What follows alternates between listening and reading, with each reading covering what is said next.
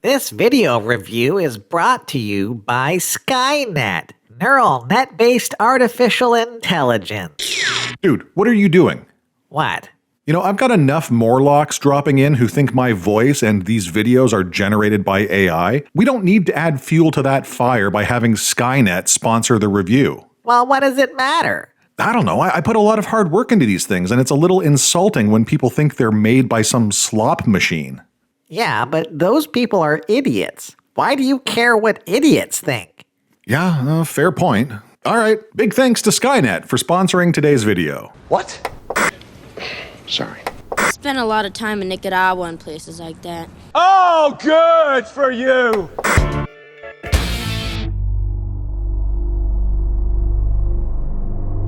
Oh, hi there. My name is Prostetnic Vogon Jeffs, and in this video we're talking about Judgment Day. No, not the biblical day of reckoning when everybody will be judged by God for their actions during their lives. This isn't a channel about religion, thank Christ, or Allah, or Buddha, or whomever you want to thank. No, this video is about the 1991 sci-fi action flick, Terminator 2: Judgment Day.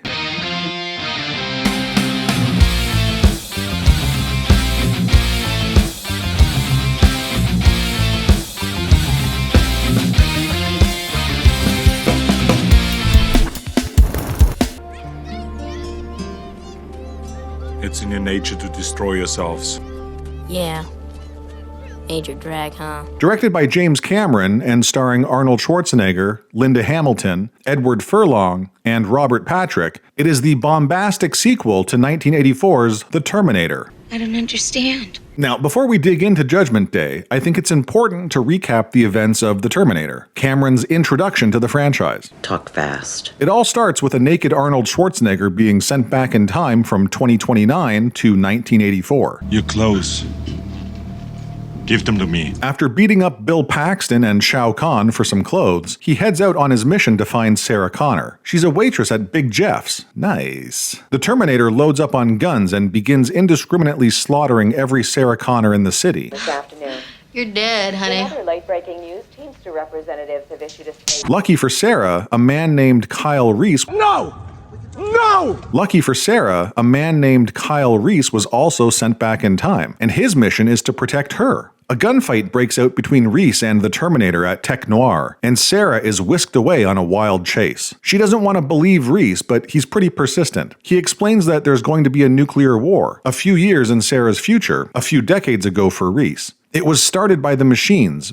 I am not stupid, you know. They cannot make things like that yet. Not yet.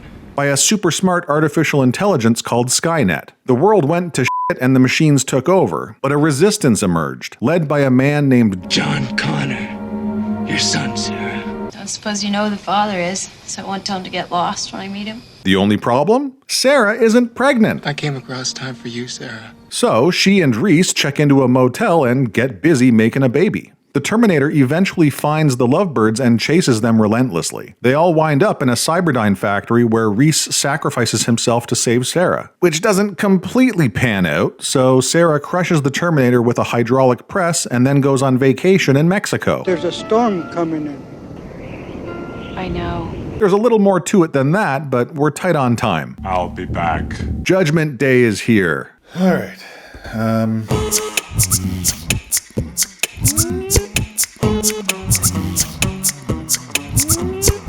3 billion human lives ended on August 29, 1997. The survivors of the nuclear fire called the war Judgment Day. They lived only to face a new nightmare. The war against the machines. The computer which controlled the machines, Skynet, sent 2 Terminators back through time. Their mission, to destroy the leader of the human resistance, John Connor. John Connor. John Connor. John Connor. The first Terminator was sent to 1984 on a mission to, terminate, yeah, that's the word, to terminate John's future mother. You know what I mean. But it failed. The second was sent to strike at John himself when he was still a child. As before, the Resistance was able to send a lone warrior, a protector for John. In a clever inversion of the first film, Terminator 2 begins with two time travelers showing up in present-day Los Angeles, 1995 to be specific, which was the future when the movie released in 1991 but is now the past because it's 2025. Duh. Arnold's Terminator emerges from his ball lightning time bubble once again. And then another Terminator shows up.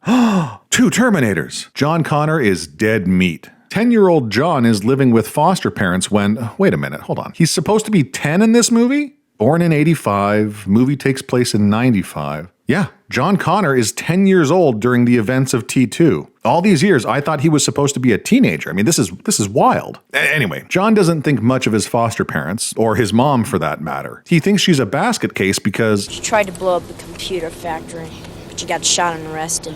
Oh, shit. Sarah currently resides in the Pescadero State Hospital. The implication in the movie is that Cyberdyne, the company that owned the factory where Sarah crushed the T-800 model Terminator, staged a cover-up. They hid the remains of the original Terminator, making Sarah look like a nutcase in the process. Geez, I guess that's not really an implication. I mean, that's quite literally what happened. Cyberdyne has the T-800 arm locked down, and Sarah's incarcerated in a hospital for Looney Tunes. And John is being hunted by two Terminators.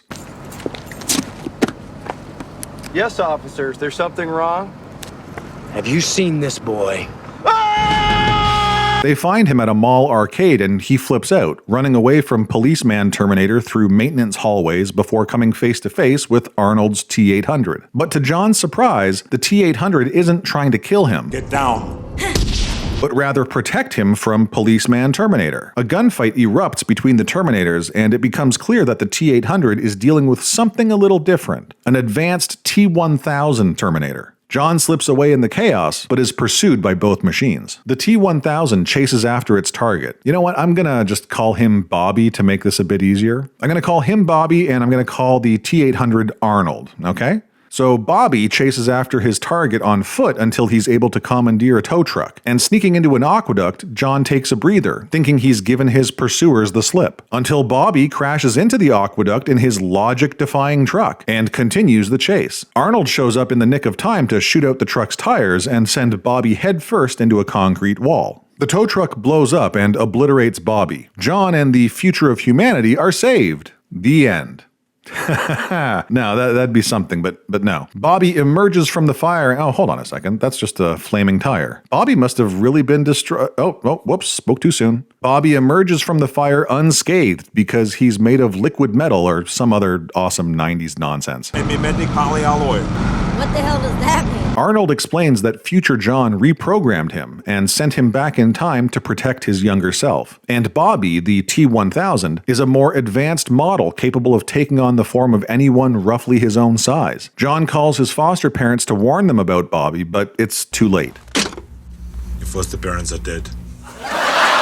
Realizing that Arnold will do whatever he asks him to do, and that his mother is in danger, John demands his cyborg bodyguard help him rescue her. At the same time, Sarah attempts an escape from the hospital. Also at the same time, Bobby shows up looking for Sarah. Man, what are the odds that all of this would be happening at the exact same time? Quite the coincidence. As Bobby wanders the halls looking for Sarah, she's busy using Dr. Silberman as leverage for her escape. And just as she makes it past security and is nearly home free, an elevator door opens and Arnold emerges. Apropos of the setting, Sarah loses her mind and runs away. She's apprehended by the hospital staff, but Arnold steps in to help. He says that same thing that Reese said in the first movie. Come with me if you want to live. Come with me if you want to live. Which helps convince a skeptical Sarah. Just then, Bobby melts through a security door and chases the trio to an elevator, where he gets his head split apart. Bobby chases them through the parking garage. He's scared of us! I'm scared! Latching himself to the car with some sweet hook hands. Guess he didn't see me. Before getting shot off. The trio makes a pit stop to patch themselves up and flip a CPU switch inside of Arnold's head to allow him to... Not him. It. Okay, whatever. To allow it to become more human by learning slang phrases like Hasta la vista, baby. And no problemo. And chill out. Dickwad. John Connor, everyone, savior of humanity. Sarah asks Arnold who is responsible for Skynet, and he divulges the name Miles Bennett Dyson. director of special projects at Cyberdyne. In a few months, he will create a revolutionary microprocessor. In 3 years, Cyberdyne will become the largest supplier of military computer systems. Skynet goes live in 1997, and human decisions are removed from strategic defense. The system becomes self-aware and, In a panic, they try to pull the plug. Skynet fights back. it launches missiles against Russia, knowing that Russia will counterattack.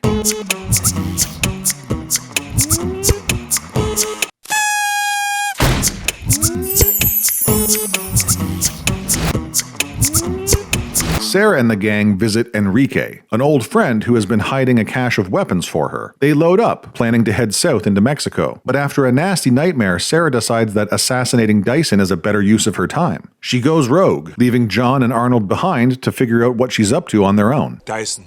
Yeah, gotta be. Miles Dyson. She's gonna blow him away! Come on, let's go! John and his cyborg bodyguard head out to intercept Sarah despite Arnold's belief that killing Dyson might actually prevent nuclear Armageddon. Killing Dyson might actually prevent the war. I don't care! But John's like, no, we don't kill people. Killing is bad. It doesn't matter anyway because Sarah can't pull the trigger. She assaults Dyson's house but chickens out at the last second.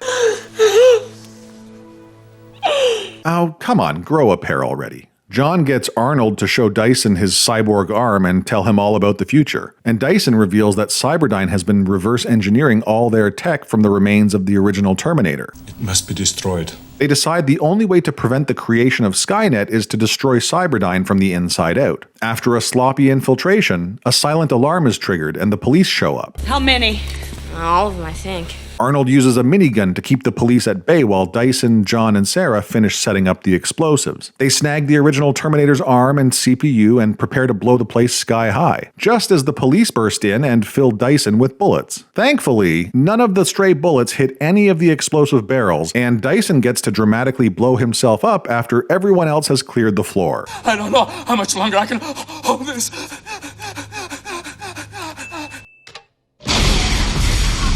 On their way out of the building, Arnold kneecaps like a dozen police officers and smokes out the entire parking lot, giving him the opportunity to extract John and Sarah from the building. Bobby finally shows up again, but he just misses his target because he was too busy driving his motorcycle up a flight of stairs. Dude can literally outrun cars, but thought driving up a narrow stairwell was the smart move. Okay, at least he's somewhat economical. He uses the opportunity to hijack a helicopter in order to catch up quickly. A high-speed chase kicks off with Bobby and Sarah exchanging fire. Sarah is hit and Arnold uses the opportunity to take out the chopper and roll the truck. Bobby wastes no time and takes control of a liquid nitrogen tanker, and the chase continues until Arnold forces the tanker to crash at the entrance of an active steel mill. The liquid nitrogen spews out and freezes Bobby in his tracks, allowing Arnold to use one of those nifty slang sayings that John taught him. Hasta la vista, baby. Unfortunately, the victory is short-lived. As the heat from the steel mill melts Bobby's broken bits, he begins to pull himself back together. Arnold and Bobby fight. Bobby momentarily incapacitates Arnold. Sarah tries to protect John by taking on Bobby all by herself, which doesn't work out so well. And then the logic of the T-1000 breaks down completely. Call to John. Even though it's completely capable of mimicking the appearance and voice of pretty much anyone. I know this hurts. Call John. Even though it murders indiscriminately, it decides to ask Sarah to call out to John. Call to John now.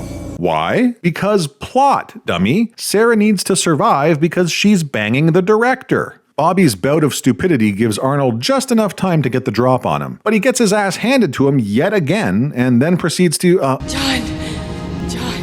Oh, now he does it. Now he decides to take on Sarah's form? Get out of the way, John! Quick side note, 2 Sarah Connors? The whole thing ends when Bobby is blown up and falls into a vat of molten steel. Is it dead? Terminated. John throws the original Terminator arm and CPU into the vat, but to truly prevent Skynet from coming into existence, Arnold needs to be destroyed as well. After a tearful goodbye and a thumbs up, Sarah and John hit the road with a sense of hope for humanity's future. Really? It's too bad they forgot to destroy Arnold's other arm. You know, the one that was ripped off when he was incapacitated by Bobby. Shut the f*** up. Pretty sloppy, guys. Pretty sloppy. I'm not sure if there's anything I can say about Terminator 2 that hasn't already been said. Ah well, f*** it. It's a great movie. It's a big screen spectacle worthy of its success. Is Edward Furlong's acting embarrassingly awful? No doubt. I figured that part out for myself. He's the Jake Lloyd of the Terminator franchise. Is the movie full of plot holes? You bet. Sarah has a review with Dr. Silberman under the pretense that she's had 6 months of good behavior, even though she just fought with 2 orderlies to avoid taking her medicine. Oh, and didn't she stab Silberman in the kneecaps a few weeks ago? She, stabbed me in the kneecap with my pen a few weeks ago. I guess good behavior is subjective. And then there's the loose protocols of the clean room at Cyberdyne, the often perplexing, borderline retarded actions of the Terminators, and Arnold's left arm. Doesn't want you to do too much thinking, huh? No. There's also the issue of paradox. Terminator 1 and 2 create a bootstrap paradox that is simultaneously intriguing and disappointing. It kinda makes the ending of T2 pointless or incompatible with the rest of the story. A bootstrap paradox is a type of temporal paradox associated with time travel. It describes an event or object or piece of information that exists without a defined origin. John Connor is an example, but so is the entire plot of the story. The entire reason for the nuclear apocalypse and the war with the machines is because Cyberdyne uses tech from the original Terminator to develop Skynet. It's a loop. One can't exist without the other. Same for John. Without us, you're never born. The only reason he exists is because Reese was sent back to protect Sarah. Remove any of these things from the equation and the paradox falls apart along with the plot of both movies. The war with the machines has to happen. If it doesn't, the Terminator and Reese can't go back in time. If they don't go back in time, John doesn't exist and the war never happens. There was never any stopping it. And so on forever. The notion that, in this universe, the future is not set in stone is in direct contradiction with the fundamental nature of the story. It's a bootstrap paradox. It's pure determinism. Judgment Day is inevitable. Which is fine by me. I love that aspect of these movies. But trying to sell the audience on a hopeful ending is pure bullshit. Yeah, I guess I don't think about it too much. I can see that. Don't get me wrong, I love this movie. It's a technical accomplishment that is still impressive to this day. It's a fun ride that never feels like it overstays its welcome. It's got peak Arnold and a female protagonist that puts modern girl bosses to shame. There's honestly not much more you could ask of a big screen popcorn flick. Okay, so it got some of the years wrong, it got some of the language wrong, but taken as a whole, Terminator 2 Judgment Day hits the nail on the head with a massive sledgehammer. On top of being an entertaining action movie, it's also surprisingly relevant considering how close we are to making it a reality. Like, what don't you understand? I mean, either AI is legit or it isn't. If it isn't, if we're just being lied to by some money-hungry tech bros, all we'll really need to worry about is a future market collapse, the decimation of the modern workforce, and the psychological damage caused by their irresponsible technology. You son of a bitch! And if this is really the case, then no, the story of Terminator 2 isn't particularly applicable. However, if AI is legit, if the LLMs and content creation tools and all the other crap that's being developed is just the tip of the iceberg, well, then we've got a real problem. Well, that's what we're gonna find out. Because that basically means that we've got hundreds, if not thousands, of Miles Dysons running around with zero oversight or accountability. You will not be given a second chance. What makes matters worse is that they're all openly terrified of what could happen if these technologies aren't developed safely. And just out of curiosity, is that even something that's possible? When pressed on why they're pursuing artificial intelligence, other than the ridiculous amounts of money, they all inevitably say the same thing. They all say shit like, well, if we don't do it, someone else will.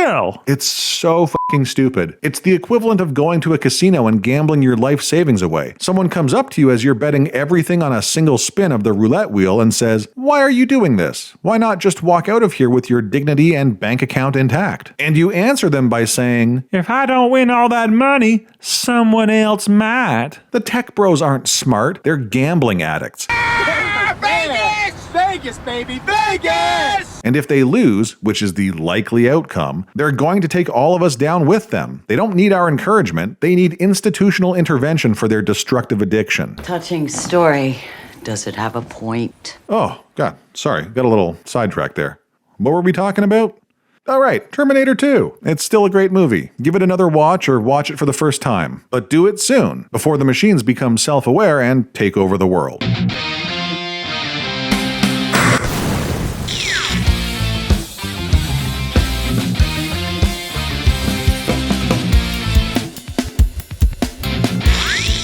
It's like everything I've been brought to believe was all made of bullshit.